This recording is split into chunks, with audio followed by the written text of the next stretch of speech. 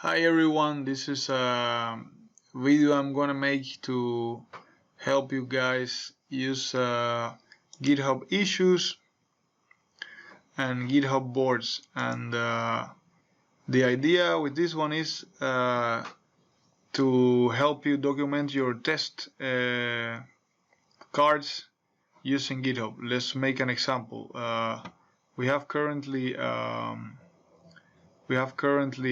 a template here, which you can actually copy and you can use it to generate an issue.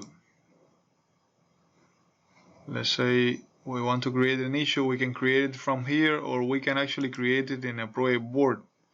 Let's quickly create a project board. A project board is used to sort your tasks, plan your project, etc. Let's make one, and I'm gonna put here. You can have several boards. This can be a validation board, but you can have other boards. And I'm going to use the automated canvas, and then I'm going to create the board.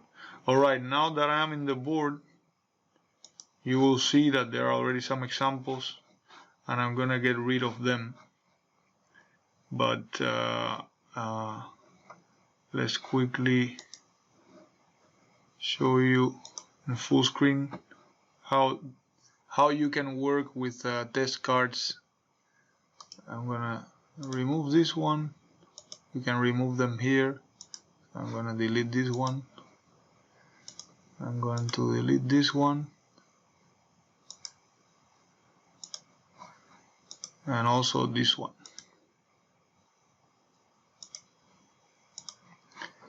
And now we're gonna create the new test card.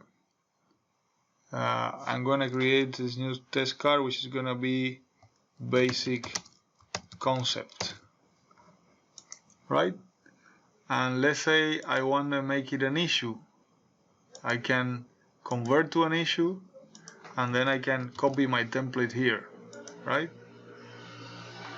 If I go to GitLab issue, I'll find my issue here, and I could also tag it. Let's show you an example of how we can tag issues, and this is a good idea. You can assign it, so some people can participate in the issue. And I'm gonna quickly already give you an example of the centrifuge hand-powered centrifuge.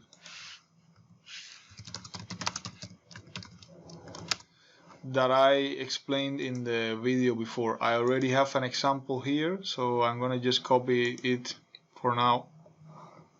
And this is already an example of a decently documented experiment or test card. And I'm gonna edit the template I created here, and I'm going to edit it and copy the one with the example. This is the same example that I used in the tutorial and the slides, and you can also add images and other things. We can also create a label. So let's say we want to create a label that is called test card, and I want to create a new label that is called test card, and I want to put it also in green, because test cards are green. So let's put it like this. You can also say documentation experiments, right? Now if we go to the board, you will find that is tagged with the new tag. Let's see here. Let's go to the issue. I'm gonna add the label. I didn't add the label, so I put test card here, and now we have the label. If you go to the validation board, you'll find the label here. And the idea with this is that you, in this week, you create several. Remember, we are extracting hypotheses to put them in the test cards, right? So I can put experiment 2 here. I can add it. I can create, convert it to an issue, and copy. I say convert to an issue. I can also go to the issue itself, and I can edit it here as well. If we look at the code, at the templates, you can take the template here, test card template, and you can copy it from here and add it to your new issue. And I'm gonna update.